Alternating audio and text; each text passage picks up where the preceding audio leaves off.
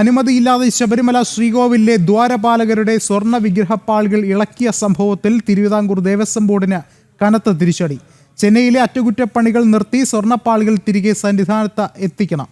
ഹൈക്കോടതിയുടേതാണ് ഇടക്കാല ഉത്തരവ്. വീഴ്ച വരുത്തിയതിന് നടപടിയെടുക്കാതിരിക്കാൻ ദേവസ്വം കമ്മീഷണർ ഉൾപ്പെടെ കാരണം ബോധിപ്പിക്കാനും കോടതി നിർദ്ദേശം നൽകി. കൂടുതൽ വിവരങ്ങളുമായി ജിജീഷ് കരുണാകരൻ ചേരുന്നുണ്ട്. ജിജീഷ്, നിർണായകമായ സംഭവമാണ് ഉണ്ടായിട്ടുള്ളത്. അതീവ ഗൗരവമായിട്ടുള്ള ഈ ഒരു വിഷയത്തിൽ ഹൈക്കോടതിയുടെ ഇടപെടൽ ഉണ്ടാവുകയാണ്. കനത്ത തിരിച്ചടി ദേവസ്വം ബോർഡിനും സർക്കാരിനും ഒരുപോലെ ഉണ്ടാകുന്നു. എന്താണ് നിലവിലെ സാഹചര്യം?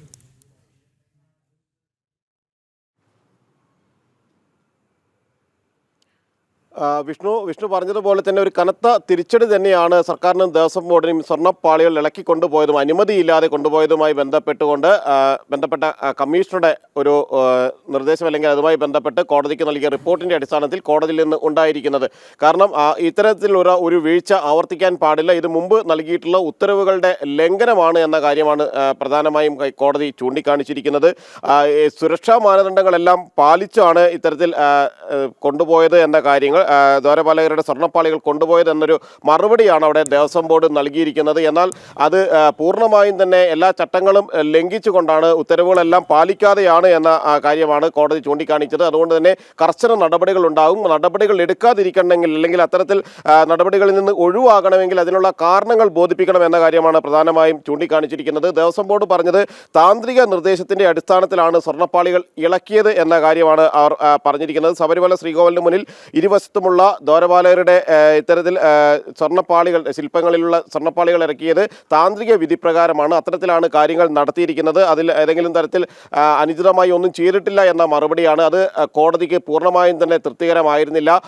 കോടതിയുടെ അനുമതിയില്ലാതെ ഇത്തരം നടപടികൾ ആവർത്തിക്കരുത് എന്ന കാര്യം ചൂണ്ടിക്കാണിക്കുക മാത്രമല്ല, നിലവിൽ ഇങ്ങനെ സ്വർണ്ണപ്പാളികൾ ഇതുമായി ബന്ധപ്പെട്ട് കൃത്യമായ ഒരു റിപ്പോർട്ട് മറ്റന്നാൾ സമർപ്പിക്കണം എന്ന കാര്യമാണ് നൽകിയിരിക്കുന്നത്. ദേവസ്വം കമ്മീഷണർ ഉൾപ്പെടെയുള്ള ആളുകളോടാണ് ഇക്കാര്യത്തിൽ ഒരു വിശദീകരണം കോടതി തേടുകയും ചെയ്തിട്ടുള്ളത്.